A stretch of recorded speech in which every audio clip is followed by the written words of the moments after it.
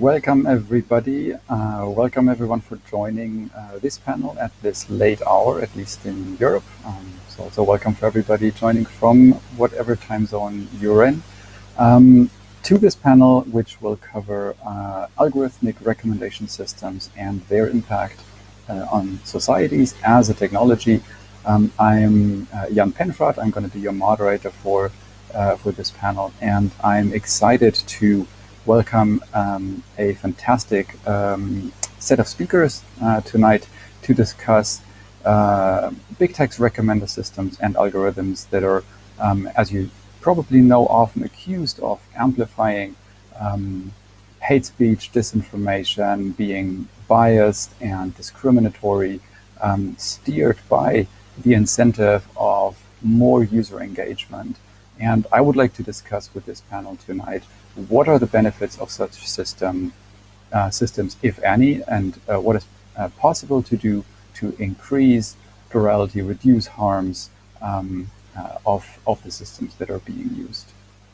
I'd like to welcome today's speakers. First, we have Rasha Abdul-Rahim, who is director of Amnesty Tech, a globally distributed team of advocates, hackers, researchers, and technologists at Amnesty International, where her work includes countering the threats of human rights online. Prior to this, Rasha was researcher and advisor in the arms control, security, trade, and human rights team. I also welcome Dr. Nakeema Stefflbauer, who is the founder and CEO of the German nonprofit organization Frauenloop, which addresses the marginalization of immigrant, refugee, and working parent women from the technology industry. Dr. Stefflbauer is a co-author of Who Writes the Rules, a much-cited open letter calling on the EU to better protect those disproportionately impacted by the systemic threats to their online democratic experience. And I'm excited to welcome Dr. Emily Sullivan, an assistant professor of philosophy and ethics of AI at Eindhoven University in the Netherlands, and the Eindhoven Artificial Intelligence Systems Institute, where her research is at the intersection between philosophy and computer science and explores the way that technology and algorithms mediate our knowledge. Welcome, the three of you.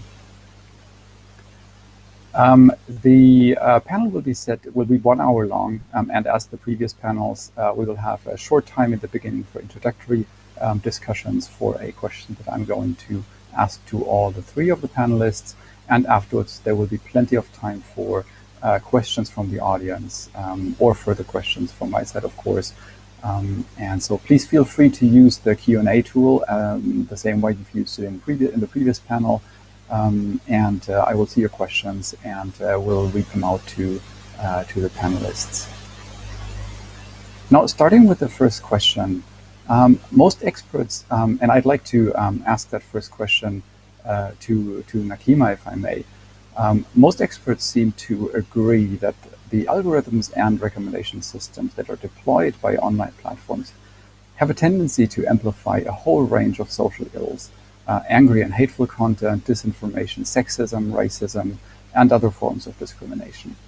After all, advertising-driven platforms make profit from people that stay engaged, and this kind of content appears to drive user engagement, no matter how bad the consequences. So how can this cycle of reinforcing hate and anger online be broken, and what role should regulation play?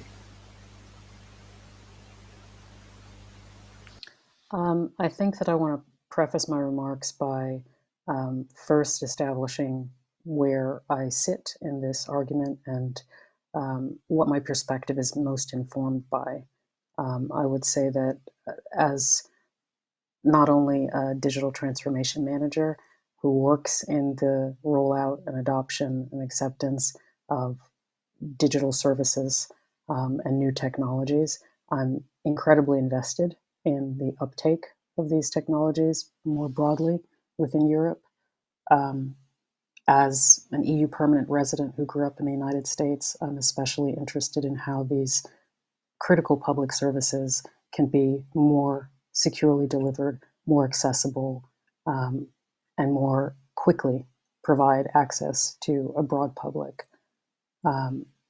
Finally, as a de facto advocate for minorities in Europe, since I'm living myself as a racialized minority in Europe, I tend to be very sensitive to racial, gender, class, age, ableist, and or economic discrimination. And I want to feel like the government of Germany, where I live, and frankly, the government of any EU country, should not just be facilitating the acceptance of past social and economic biases via digital means.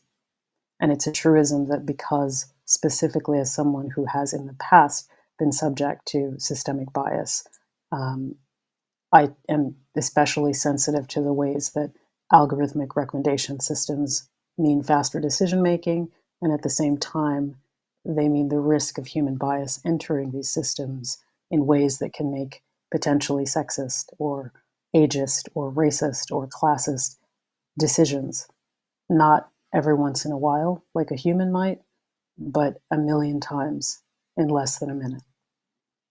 So I think it's important to keep in mind that before we dive into what can be different, how might we regulate these systems, that we keep in mind that real human beings are being affected by what and whom these algorithms are recommending, and how problems or challenges to their functioning are being handled. So in terms of the initial question as to what can be done differently, particularly with algorithmic recommendation systems that are driving user engagement, advertising, I think transparency is going to be one of the things that we discuss in terms of what has been done, what could be done on either a voluntary or regulatory basis to create more transparency. And I'm thinking in particular of certain public sector platforms. One in France that's particularly impressive, I think, is called Pôle emploi.fr. It is a website that essentially details on a page for all candidates who use that website what algorithms are in use and what those algorithms are used to do and how they affect the services of any candidates on their platform. Along with transparency, there's the idea of having explainable and traceable means by which you can understand whatever algorithms are listed, and some type of human dispute resolution channel being listed as well, so that it's not simply you in the public against some machine or some nameless, faceless black box algorithm, but rather there always being a human channel for resolving any disputes you might encounter. That kind of transparency is specifically in the public sector, something that's interesting and I think useful to discuss how to mandate. But in terms of alternatives, there's GDPR style blocking or warning messages being required of digital platforms that are utilized by residents of the EU. We were able to do it with GDPR and the notice and the acceptance and disclosures of cookies and caching on specific websites once they're being accessed from the EU. We're not seeing that on some of the biggest platforms that control or really set the market in terms of access to employment, jobs, these types of platforms that big tech companies, not necessarily based in Europe, have promoted and have millions of users within the EU that do not know how the algorithms on those platforms operate. There was a recent report actually by Algorithm Watch that was alleging that the algorithms, at least some of them on that site, are apparently rating candidates applying from one EU country to another EU country for employment as not a fit, which may be illegal, but is certainly not something widely known by the candidates who are utilizing this platform. Again, it's an algorithm that is a black box. No one knows. There are no disclosures. This is something that can be regulated, and in my opinion, should be regulated, because it would give so much transparency and empowerment to the people who are utilizing these platforms, unknowing as to what types of recommendations are being made about them. And the third area that I think is possible and worth considering is with regard to a specific type of algorithmic system, biometric algorithms that are used for facial recognition or any type of biometric recognition in public spaces and within delivery of public sector services. So by that I mean social benefits administration or public schools and universities that are administering tests, or financial, healthcare, and border management, where history has taught us that biometric algorithms in practice are more often encoding cultural and social biases into the recommendations or the predictions that are made, that typically become disproportionate targeting and criminalization of different groups in society. So that's all of the kind of background and context that I wanted to give, as well as those ideas for how regulation can help to shape the direction in which the algorithms, which is a huge and broad category, are going to be implemented and accessed by residents of the EU. Thank you, Nakeema. Emily, over to you. Would you agree that for breaking that cycle and reinforcing hate and anger, that it would be useful to increase transparency and information about the algorithms as described by Nakeema? Do you think that's enough? You've done research on the explainability of algorithms. What do you think about that? Yeah. So I think transparency is really important. But one thing that often gets overlooked is that transparency itself, I mean, it's such a huge notion that we need to get more specific on what we mean. So a lot of times these systems are so complex that you can't actually be fully transparent. And if you are, there's just so many attributes going into the model that it doesn't really give you any kind of meaningful details. So you always have to make choices, right? You have to make choices between what aspects of the model or recommender system you want to highlight and which ones don't matter. Unfortunately, when you give companies the power to explain to users or to regulators what their algorithms are doing, they're going to make the choices that make them look better than they are, right? So they're going to hide the fact that they're using sensitive attributes. They're going to hide the fact that they're using things that they know about you that you don't know that they know about you. So one example is that on Facebook, I don't know if they're still doing this, but they were giving users little explanations about why they were seeing the ads that we're seeing.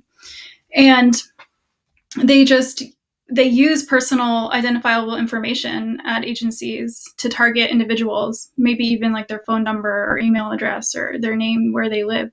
But Facebook would never say, this is part of the reason why you're seeing this ad, because to a user, that's really creepy, right? So they are being honest. They're saying things like, oh, they're using it based off of your interest that you clicked on this particular page on Facebook. Yeah, that's true. But they're also using this other information, right? Information that if you knew about, you would want to contest, right? So when we talk about transparency, and regulation, we need to be clear that we need to identify, well, what are the things that people would be upset about with these models using, and making sure that those are the things that companies are transparent about.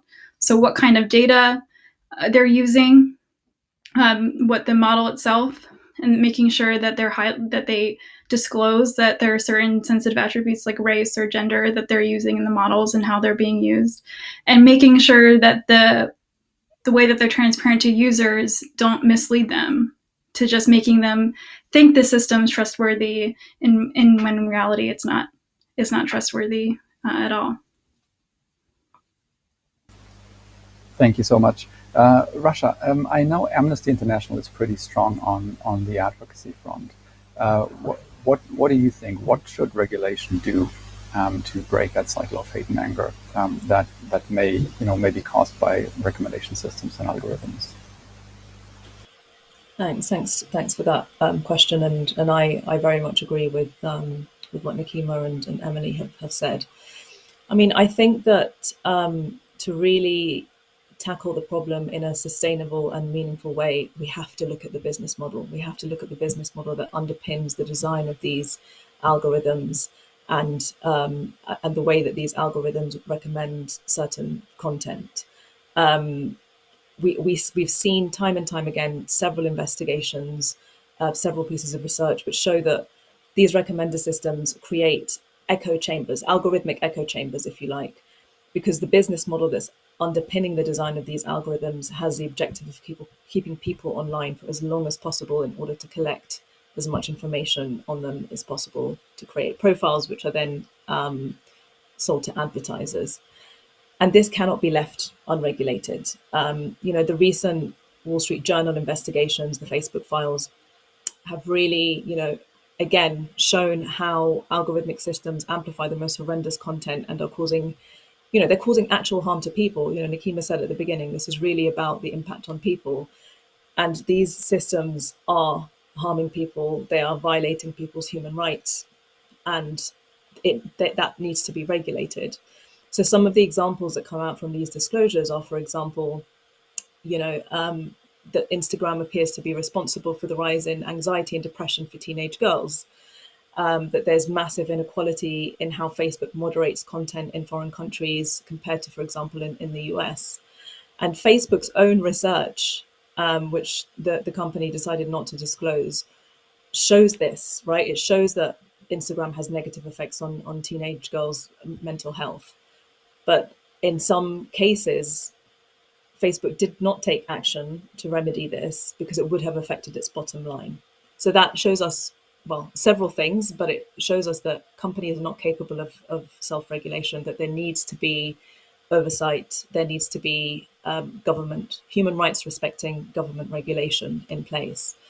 And aside from YouTube, of course, aside from Facebook, there's of course YouTube, which has long been known to entice people in so-called rabbit holes by recommending videos with more and more extreme content, with hateful content, conspiracy theories, to keep them on the platform for as long as possible.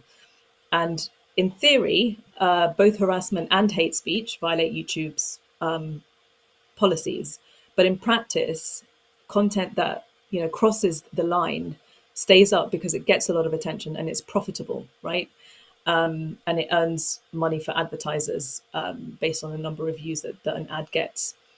And YouTube's own research has shown that algorithmically recommending new material drives up to 70% of the total time that people spend on the platform. 70%, that is extremely high. So all that to say that these recommender systems are just the tip of the iceberg. They're part of a bigger problem, which is the business model of companies like Facebook and Google, which make their money from aggressively mining very personal data, very personal information, intimate information about their users, creating extremely detailed profiles about people, selling those profiles to advertisers or anybody who wants to influence those people. And this doesn't have just an implication on the right to privacy. This has knock-on effects on the right to non-discrimination, freedom of thought, freedom of opinion, freedom of expression. And we've been shown several, scandal after scandal after scandal, which really shows the need for robust regulation and enforcement and oversight of that regulation. And I think that the DMA and the Digital Services Act and the Digital Markets Act really provide us with a landmark opportunity here to finally get this right and to put in place some meaningful regulation which will get to the root of the problem. We can always introduce better content moderation policies to prevent some of the spread of this content that's harmful or abusive or disinformation, misinformation.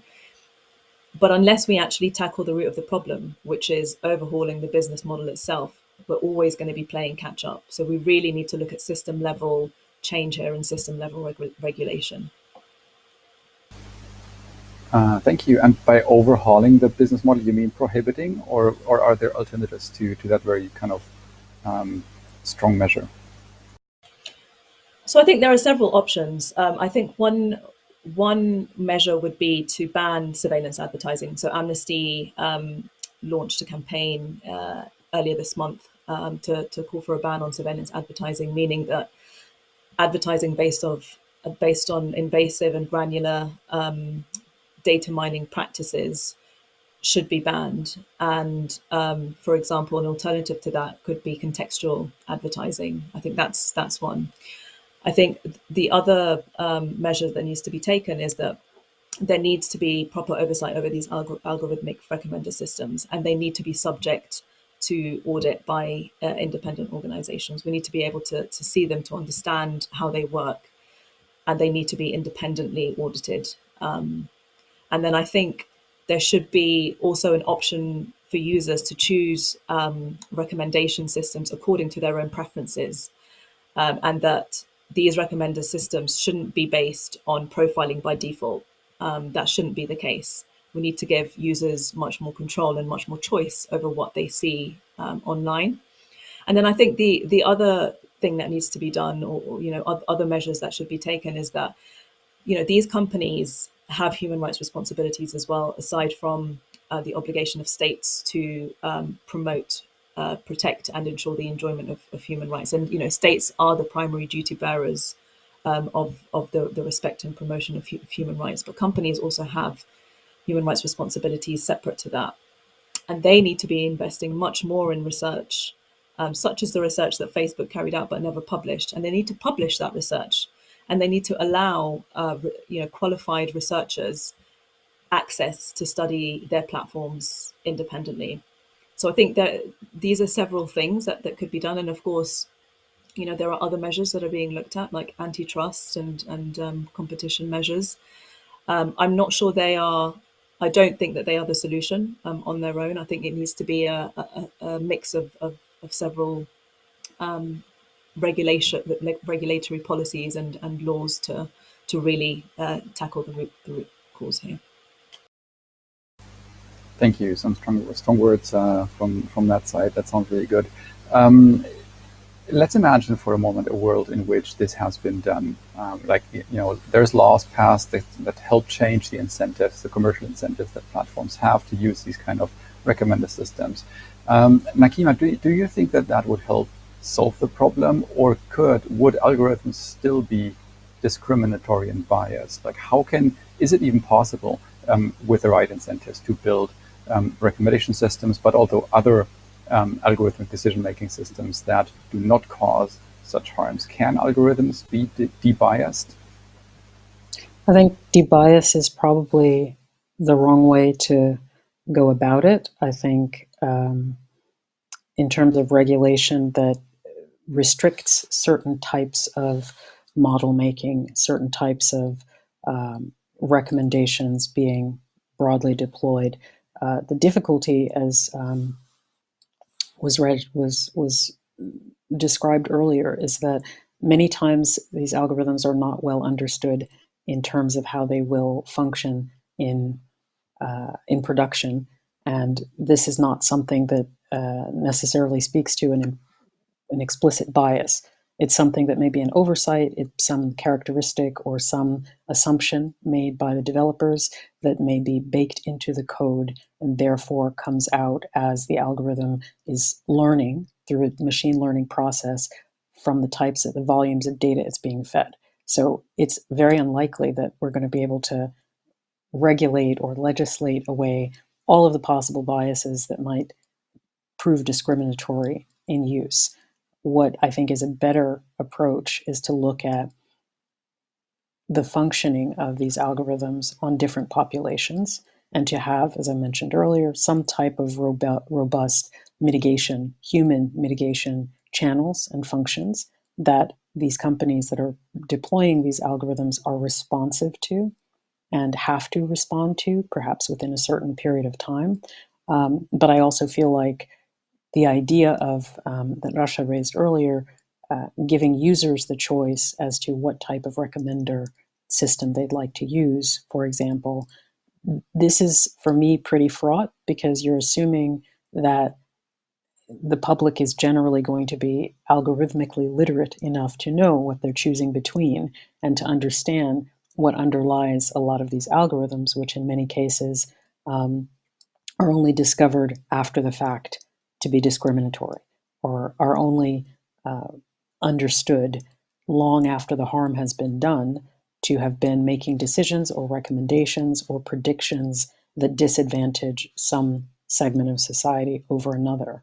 So it has to be, in my view, a hybrid. The future that you're envisioning that is an improvement over where we are today, in best case, would be a hybrid between strong regulation that prohibits any type of algorithm being deployed at scale within the EU without some explanation of at least the goals and the target functioning that these algorithms should demonstrate, and then some type of channel for reporting and modification of the algorithms if they're having disproportionate effects on any communities. And then in terms of individuals voting with their feet and using certain platforms or choosing to go with certain recommender systems over others, I think that's a slippery slope, because it's very much like the legislation that was recently passed that says if your face was utilized in a database, it shouldn't have been. You never gave permission for it to be utilized in Clearview AI, I believe, was the case in question. Then you do not have the right to expect the company to repair the harm and remove your face from their database, but you can go and pursue individually this platform or this company and then try your luck at getting your biometric data removed from a private company's database. I think it's a slippery slope, because putting the responsibility on individuals further disadvantages people who are being disadvantaged by these companies and their algorithms. Yeah, that's really interesting, because I think, being based in Brussels, I hear this argument of people should be able to vote with their feet, let the market decide, give people all the information, and then they could choose for themselves. That's something that you hear quite often, which is why, people are so fond about this transparency idea. Emily, can you talk a little bit more about what exactly you think people would need to know, users would need to know, in order to be able to take an informed decision about whether or not to use any given recommendation system that is offered to them? Or is that a fairy tale? Is that not realistic to expect this kind of decision making, individual responsibility from users? Yeah, so I definitely think a hybrid approach is the better way to go. So you can't just put the onus just on the individuals. I think they did something like if you actually read all the terms of service for all the things you used, like that's like all you would be doing your whole life, is just like reading these terms of service, right? So we don't want to put people in a position where they have to, read about all these different recommender systems and make these kinds of choices. But I think that you can make very simple user-friendly explanations for why you got certain types of recommendations that you see on a particular platform. And so part of what regulation could be is that the platform has to disclose that they're using certain kinds of information. And once you see that, then the company's going to have a lot of pressure put on from their users, because they're not going to want them to be using that kind of information. Another way to go thing too is just to say, right, these companies shouldn't be using shouldn't be collecting the kind of data that they're collecting, such that the recommender system isn't using the types of sensitive attributes that people wouldn't want them to use. So part of it is that when you're choosing how to explain something and what aspects need to be transparent, these are often like ethical choices. So it's something that we need to kind of decide collectively, like what those choices should be. So I don't know. I think you need to involve various stakeholders to come up with a good solution about it. Okay, well, it doesn't sound like an easy way to go. A lot of the algorithms that are being used are, especially those that depend on machine learning, require large data sets. I want to quickly turn to one of the questions that was asked in the audience, and that is whether there is a way to democratize data sets to help well, increase transparency, I guess, but also distribute the power that comes with the possession of that kind of information. Do you think there is a way of democratizing data sets, big data, and would that help with the problem of recommendation systems? I just throw it out there if one of you wants to answer it. I can take a quick first stab at it, and please others feel free to come in. So yeah, I mean there are several initiatives that are available. There are data trusts. Says in the city of Barcelona, there's an initiative whereby people have control over how their data is being used, what it's being used for, what kind of data is held, and so I think that could be something to look at. But I always feel nervous about the notion of data ownership, because it's somewhat legitimizes pretty invasive data harvesting practices, and it sort of makes the idea of mass surveillance more acceptable. So I always feel quite nervous about those kinds of initiatives. But I do think that in some contexts they do have a role to play.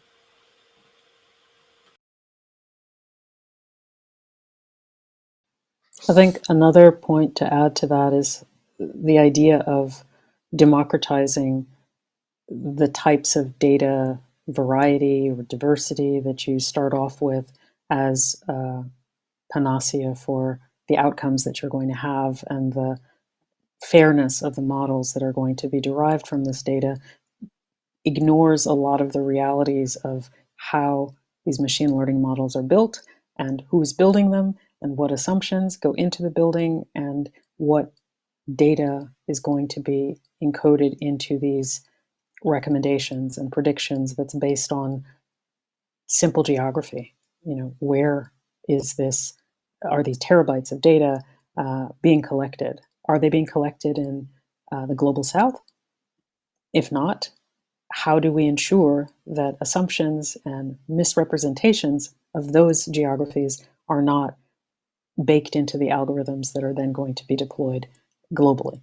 And those are the types of conversations that should be part of, I think, any evaluation of the fairness or of the discriminatory potential of certain recommender systems, not just will it work for middle-class people in cities in the West, but how is it working when then deployed in a working-class suburb in China, for example, where, as we all know, the iPhone X did not work when initially their algorithms, their facial identification algorithms were rolled out to unlock the iPhone on Asian faces. Is it possible that a company with as many resources as Apple didn't do the work, or simply didn't include certain geographies, demographies, such that their algorithms completely fail to distinguish between one Asian person's face and another Asian person's face? They work great in California. Yeah, my first response, I wanted to say, this sounds as if, even though our machines are so powerful now, they still can't grasp all of the diversity that the human beings have, that we have in the world. But your second sentence then basically pointed in the direction that this is rather a problem of, well, not resources, but a problem of human will. And the understanding of the diversity on the human side, so the people who build the machines, rather than limitations of the software, the hardware itself. Is that correct? 100%. These are tools. As much as we all like the movies and the representations of intelligent machines or algorithms, the fact is that these are tools created to achieve a certain output, and that output is derived exclusively based on the inputs, and the inputs are put in by humans who have limited understanding, awareness, and in many cases, sensitivity to a lot of these issues that are part and parcel of the data that is collected, how the data is collected, from whom the data is collected. And these are realities that we're not going to get away from, certainly not as we're using masses of data that have been collected on a historical basis.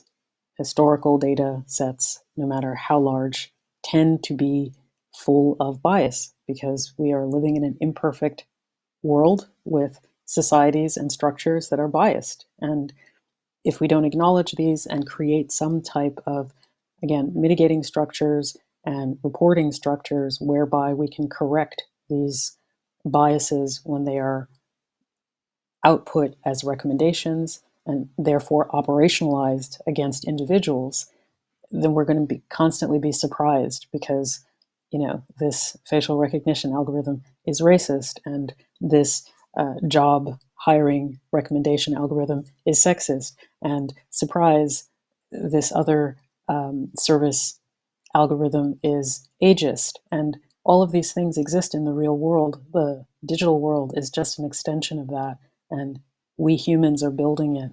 AI is just the tool by which that's accomplished. Sounds a lot like we need to debias humans. Thanks so much. I just want to bring in another question from the audience that we had that was directly asked to you, Rasha. The question is, going back a little bit to what you said about data ownership, shouldn't the UN Human Rights Charter, or the EU's Charter on Human Rights, I guess, ensure that that all rights to personal data on all digital platforms always remain the property of the owner? Would these kind of clear rules and kind of power to users to have control, always perfect control over their own personal data, would that solve the problem in your opinion? Yeah, that's an interesting question. I mean, as I said before, I am instinctively uncomfortable with the notion of data ownership because it does normalize the notion of mass surveillance and a certain level of acceptance that we are going to have lots of our personal information mined about us and stored about us without actually, having the choice of whether or not we want that. So I think, I think I instinctively feel uncomfortable about that, but I guess, UN level regulation, there's also talk of a digital rights charter and other sort of regulation at international level. My feeling is that the political climate is not ripe for that at the moment. I think there's been a lot of discussion about ethical principles and codes of conduct, non-binding codes of conduct, and those are useful to an extent. But I think when it comes to agreeing robust rules at a global level, I feel like the level of knowledge, across different countries, across different regions, is not quite there yet, and we're in danger then of creating a standard which falls much lower than what we need and what we deserve. And so I think the approach of focusing the development of regulation in progressive spaces, like for example the EU, is a good place to start, and then hopefully we see a cascading effect of these types of regulations in other parts of the world. But of course, I want to caveat that by saying that there is always an assumption here that, for example, EU regulation can be applied in a cookie cutter fashion in, other regions of the world. That's not necessarily the case. And, those regulations would need to be adapted for country specific and region specific contexts.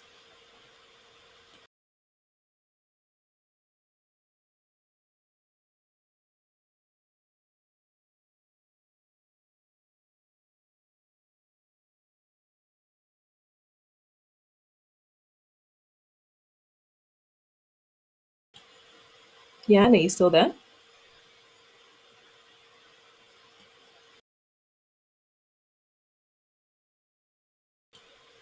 I think Jan has frozen. Agreed. He may come back online in a moment, but for now we're on our own. I don't know, Emily. Did you want to add anything, or Nakeema? Yeah. So one thing I think that's important is also that this kind of work isn't just like one and done, right? So it has to be constantly audited, constantly monitored, right? So it's not like this one instance of, okay, we've debiased it or removed some biases here and there. They can surface up again, right? Because these are systems that are constantly learning with new data and inputs and things like this. So it's something that you have to really keep at the auditing, right? So regular checks. It's not just, okay, the system is good now, right?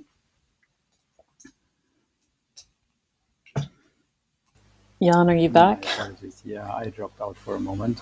Thank you so much for carrying on the conversation. I'm just looking at the time. We've 7 minutes left, which makes me very happy because we can continue the conversation for a little bit. So I didn't hear where you left it off right now. I'm just looking at the questions from the audience. Please feel free to drop another question if you like. Otherwise, I very much like to go and look with you at the kind of legislation that has been proposed on the European side, because I think the EU is where most of the regulatory activity is happening around this area at the moment. The proposed Digital Services Act, a new law for the whole of the EU, has a provision or two on recommendation systems specifically, but it doesn't go much further than prescribing additional transparency rules, plus obligations for very large online platforms to conduct risk assessments into what kind of societal risks the platforms, the way the platforms are designed, including the recommendation systems, would have. Do you think that this is enough, or would you have, if you could just write a wish list, would you want to see something else in addition, or something totally different in a legislation such as the Digital Services Act? Who wants to go first? So I know Rasha has lots to say to this, but I will start by saying no, risk assessments are not enough. I think audits are not enough. Even regular audits are not enough. My question whenever I hear about that is, which consultancy is going to get all the audit work? And at that point, which section of society is going to be entrusted with policing all of these big tech platforms to ensure that they are not perpetuating harms that they're unaware of or that have not been unearthed yet based on their algorithms not immediately appearing to be problematic, discriminatory, exclusionary.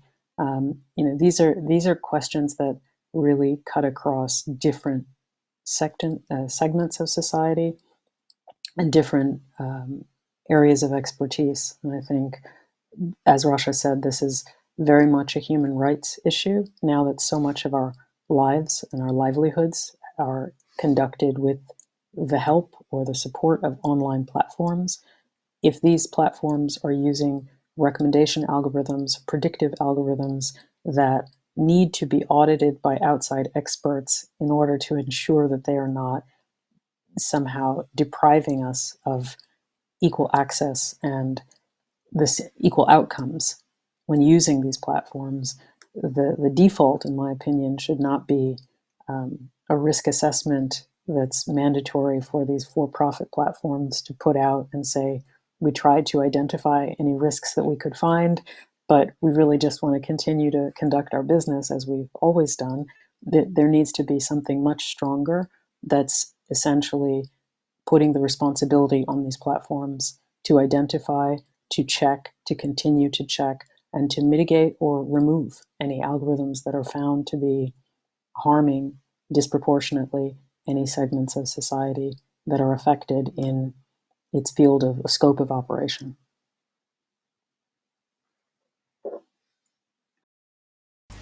Rasha, would you like to comment too? Sure. In addition to what's already been said, I think I'd make two further points, maybe three, 2.5. I think first, as has already been called for by the European Parliament and the European Data Protection Supervisor, we need stricter rules on targeted advertising to prevent the harms that are stemming from the ad-driven business models that rely on this type of pervasive tracking. And so I think, rules need to be implemented to make non-personalized ads the default option, which then ensures that users can make a clear and informed choice. That would also disincentivize large-scale collection of personal data, and it allows a shift to alternative business models, as I mentioned before, for example, contextual advertising rather than ad targeting, which depends on very detailed profiles on people. And then there's an additional benefit, which means that there is less reliance on middlemen in the ad tech ecosystem, and that allows better conditions and more transparency for both advertisers and publishers. So I think that's one thing that should be done and should be introduced into the legislation. And then in terms of recommendation systems themselves, as I mentioned before, part of the solution, and this is not in and of itself, and users should not bear the burden of protecting themselves online. But I think part of the solution could be that, users can choose recommender systems that are not optimized to maximize user engagement, but are instead based on their interests, and thereby, giving people more control and more choice over what they see. And I think the third point I would make, which is, I think I alluded to it earlier, which is in relation to antitrust and competition. I think there needs to be more promotion of innovative, and competitive EU market of recommender systems, where different providers can compete with each other based on how useful their systems are to users than to the platforms. Things like interoperability, which allows users to move from platform to platform, should be mandatory. There needs to be meaningful alternatives to the very dominant platforms that we're using at the moment, namely Google and Facebook. And in some countries, users don't have a choice because the internet is Facebook, and they don't have another choice to use another platform, because that is the sole way that they're able to access the online world. And so I think, my real hope is to see really strong regulation adopted at the EU level through the DMA and the DSA, and there are also other pieces of regulation which are also being negotiated, which could contribute to a healthier and more accountable online ecosystem. But my aspiration is that, in countries which are really even much more exposed to the harms of this business model, that we see really strong regulation trickle down to those countries as well, because there is a disproportionate impact on users in particular in countries in the global south, where perhaps there isn't strong data protection regulation, and where Facebook is the internet, and people don't have a choice but to use the platform in order to access the online world. And I'll leave it there. I could go on for ages, but I know that we're stretched for time. Thank you so much. We have 5 minutes left. So if there's any one of you who wants to add something to that, there's enough time to do that.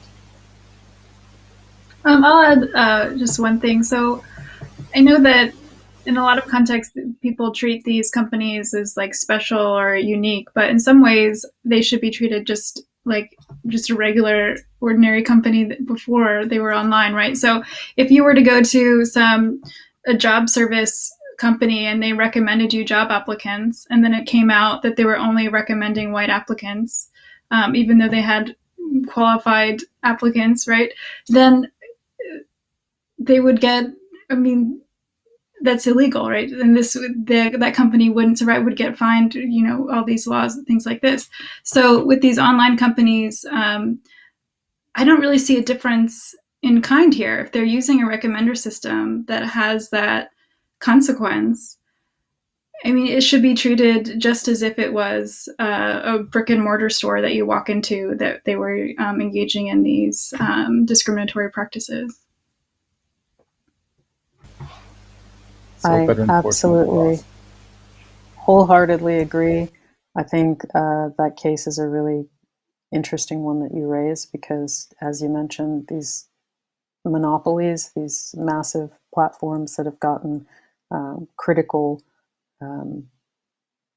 customer adoption all over the world, but specifically in the EU, whether or not they're based in the EU, have a tendency to get a pass when it's discovered that some discriminatory feature or outcome has been identified, because it's not based in the EU, because it's a digital platform, because no one really understands, and they're not saying how their algorithms work. And so these recommendation systems do presumably lots more discriminatory, semi-allegedly illegal recommendations that we can't pin down.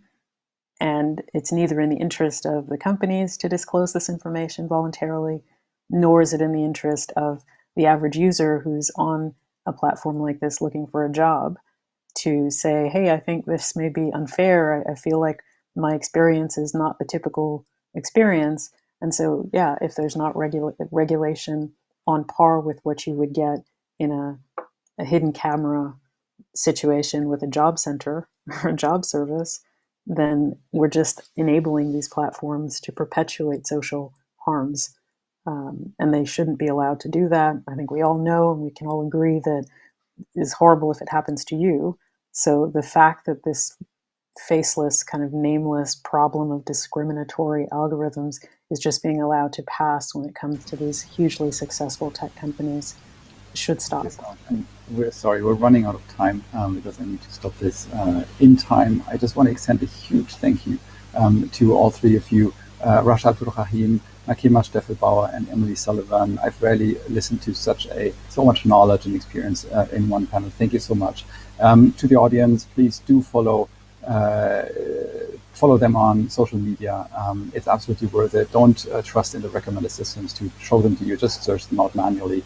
And stay on in the main room. There's going to be, I believe, another keynote speaker, which is going to be brilliant.